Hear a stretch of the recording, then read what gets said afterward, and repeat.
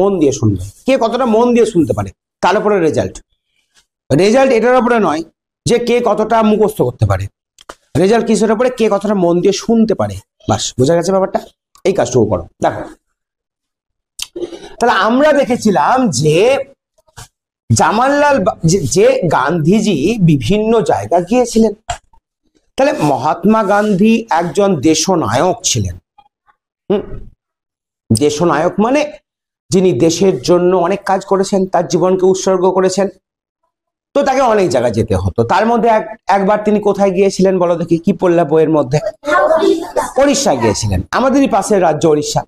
সেই উড়িষ্যায় গিয়ে তিনি দেখলেন যে একটা বৃদ্ধ মহিলা, হ্যাঁ, তার চুল ছিল গ্রে, তার শাড়ি ছিল ছেঁড়া শাড়ি। তার মানে ছেঁড়া শাড়ি মানে সে বড় লোক না গরিব? সে গরিব। সে গান্ধীজির কাছে এলেন, এসে গান্ধীজির পায়ে স্পর্শ করলেন, করে তার হাতে যে কয়েন ছিল সেই কয়েনটা তিনি গান্ধীজিকে দিলেন। এই যে চাঁদা কালেকশন হচ্ছে, এই চাঁদাগুলোকে রাখবে কে? তার দায়িত্ব কার? মানে কে ক্যাশিয়ার? কে? না, গান্ধীজি ক্যাশিয়ার নন, জামাললাল বাজাজ তিনি হচ্ছেন ক্যাশিয়ার, টাকা পয়সা রাখেন। ঠিক আছে, জামাললাল বাজাজ হচ্ছে তার নাম। তাহলে এবার কি বলছে, Jamnalal Bajaj duty was to keep the funds. তাহলে জামাললাল বাজাজের ডিউটি ছিল যে ওই চাঁদাটাকে কি করা, রাখা। এবার হচ্ছে দেখো, এখান থেকে আমরা গল্পের মধ্য থেকে, গল্প তো আমরা জানবো, আমরা ইংলিশ শিখবো, তার সঙ্গে আমরা একটা মনোভাব শিখবো। সেই মনোভাবটাকে জীবনে গ্রহণ করবা। ঠিক আছে, দেখো কি মনোভাব এখান থেকে আমরা শিখবো। একটা মহান মানুষ কি করে হন, কি করে একজন মানুষ মহান হন, তার মনোভাব, তার থটের মাধ্যমে, চিন্তার মাধ্যমে একজন মানুষ মহান হন, চিন্তার মাধ্যমে একজন মানুষ নিকৃষ্ট হন। দেখো কি বলছে। এবার যখন গান্ধীজিকে ওই কয়েনটা দিলেন, সেই বয়স্ক গরিব মহিলাটি, হি আস্কড, এখানে হি বলতে গান্ধীজি, সরি জামাললাল বাজাজ, জামাললাল বাজাজ। তাহলে জামাললাল বাজাজের পরিবর্তে কি বসেছে? হি বসেছে। তাহলে হিটা কি হবে? নাউনের পরিবর্তে বসলে কি হয়? প্রোনাউন। নাউনের আগে প্রযোগ করো, তাহলে হয়ে যাবে প্রোনাউন। তাহলে হিটা হয়ে গেল নাউনের পরিবর্তে বসেছে বলে প্রোনাউন। প্রোনাউন। তাহলে হি আস্কড, তিনি জিজ্ঞেস করলেন। কাকে জিজ্ঞেস করলেন? এখানে জিজ্ঞেস করা নয়, জিজ্ঞেস করা নয়, গান্ধীজিকে। এখানে আস্কডের সঙ্গে ফরটাকে যোগ করবা। আস্কড ফর মানে চাওয়া, আস্কড ফর মানে চাওয়া। তাহলে হি আস্কড গান্ধীজি ফর, এটুকুর মানে হলো তিনি গান্ধীজির কাছ থেকে চাইলেন। কি চাইলেন? দা কয়েন। সেই কয়েনটিকে, কোন কয়েনটিকে?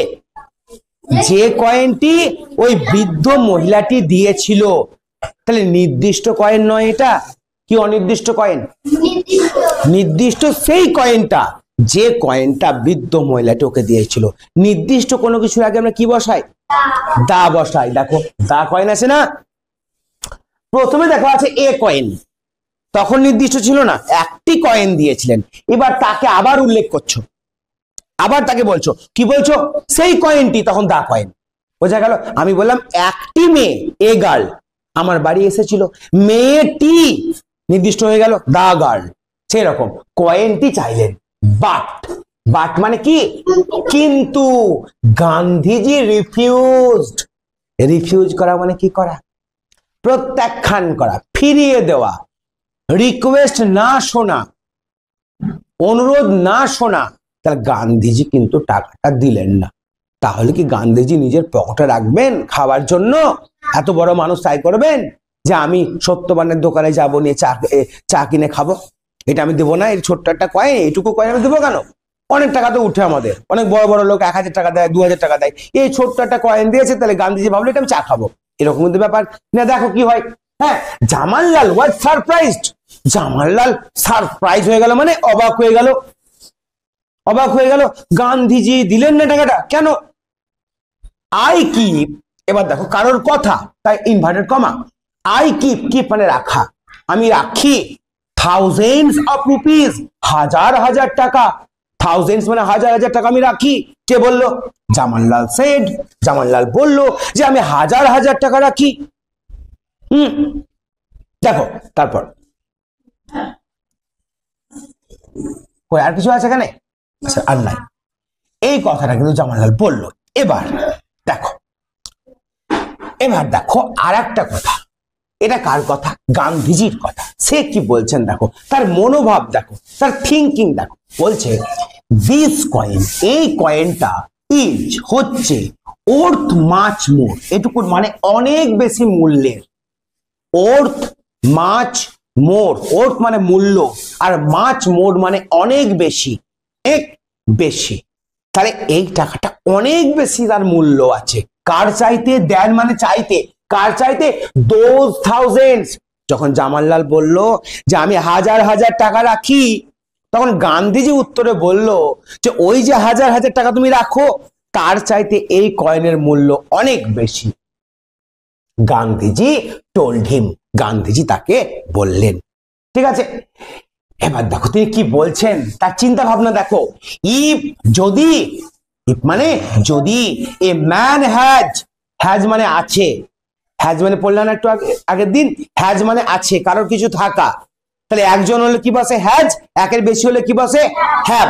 তাহলে দেখো এইভাবে রিভাইজ হচ্ছে। এ ম্যান মানে একজন মানুষ, তাহলে একজন মানুষের পরে কি বসবে? হ্যাজ। তাহলে যদি একজন মানুষের থাকে লাখ লাখ লাখ টাকা, যদি একজন মানুষের লাখ লাখ টাকা থাকে, হি ক্যান, সে পারে, গিভ দিতে, 1000 or 2, 1000 বা 2000 টাকা সে দিতেই পারে। যার লাখ লাখ টাকা, সে যদি 1000 2000 দেয়, তার কি যায় আসে? বাট কিন্তু দিস কয়েন, এই কয়েনটা ওয়াজ ছিল, পারহ্যাপ সম্ভবত, অল শি হ্যাড। এটার মানে কি জানো? হয়তো ওই টাকাটাই ওই মহিলাটির সর্বস্ব ছিল, যার সেই ছেঁড়া শাড়ি ছিল। হয়তো ওই টাকার চাই তার কোনো টাকাই তার কাছে ছিল না, ওই টাকাটাই তার কাছে ছিল, সেই টাকাটা সে দান করছে। ভাবো একবার।